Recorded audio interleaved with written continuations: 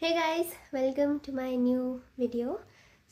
ये वीडियो होने वाली है लास्ट पार्ट की कंटिन्यूएशन, जिसमें मैं बुक रिव्यू कर रही थी। मेरे पास जितनी भी बची हुई बुक्स है अभी यहाँ हॉस्टल में, उसके ऊपर मैं अभी रिव्यू करने वाली हूँ। ये है पार्ट 2। Let's get started. तो हमारी पहली बुक है रिच डैड पुअर डैड। ये बुक में बेसिकली दो पर्सनालिटीज़ की बात होती है। It's not about one personality is rich and poor, ऐसा कुछ नहीं है। मतलब दो कैरेक्टर्स नहीं है, दो पर्सनालिटीज़ के ऊपर बात हो रही है।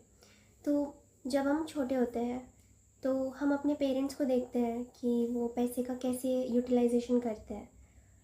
उसके अकॉर्डिंग हम हमारी भी मेंटालिटी, हमारी थिंकिंग पैसों को लेकर वैसे वैसे फ्रेम हो जाती है।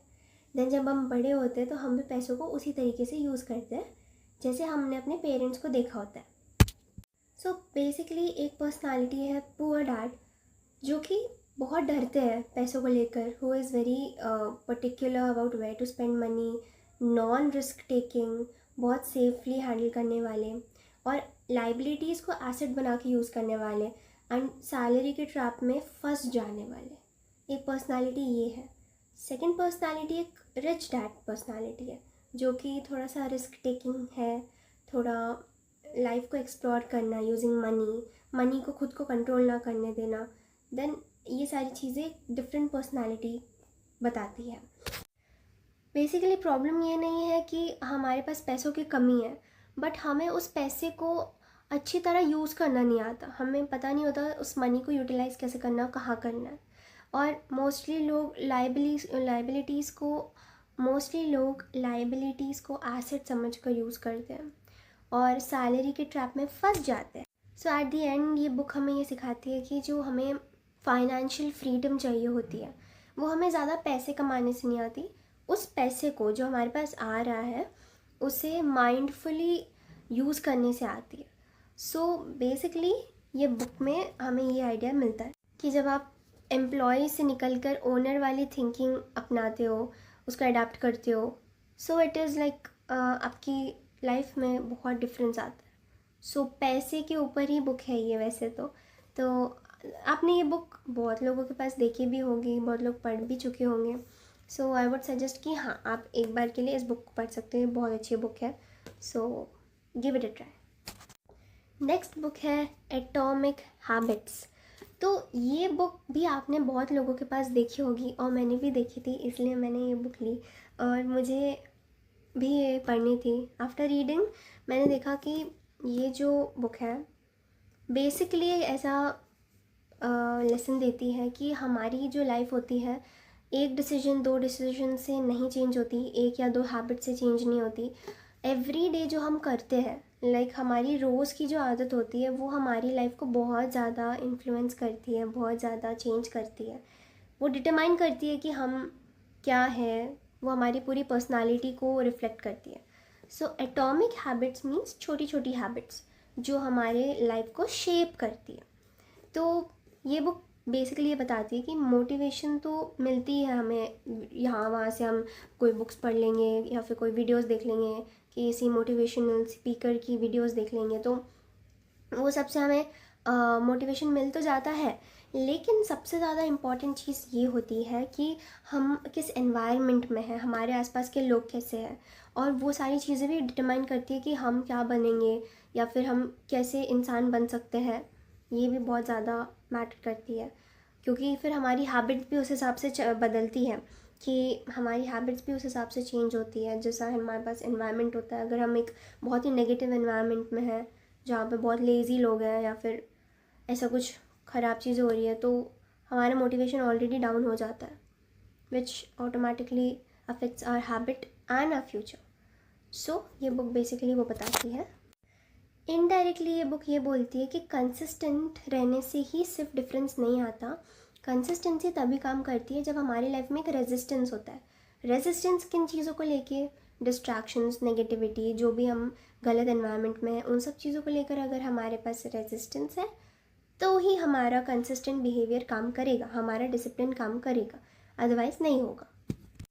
Basically habits are not self improvement tools, but they are self confirmation loops. मतलब जैसे कि हम जिम जाते हैं तो हम खुद को बार बार ये समझाते हैं कि मैं स्ट्रांग हूँ, मैं फ़िट हूँ, ऐसे सब चीज़ें। और जब हम प्रोक्रेस्टिनेट करते हैं तो हम खुद को ये दिखाते हैं, हमको खुद को ये प्रूव कर रहे हैं कि मैं लेज़ी हूँ, मैं लेज़ी हूँ। सो यही होता है बेसिकली। हर एक्शन एक प्रूफ बनता है हमारी खुद की आइडेंटिटी का। हमारी नेक्स्ट बुक है subtle art of not giving a. So basically ये बुक हमें ये आइडिया देती है कि लाइफ का मेन गोल ये नहीं होता कि हमें खुश रहना है, हमें हमेशा हैप्पी रहना है, क्योंकि वो पॉसिबल भी नहीं है। बट हम किन चीज़ों के लिए स्ट्रगल करना चाहते हैं, किन चीज़ों के लिए खुद को मुश्किल में डालना चाहते हैं, या फिर किन चीज़ों के लिए हम खुद को तकलीफ़ देना चाहते हैं, इस बारे में है।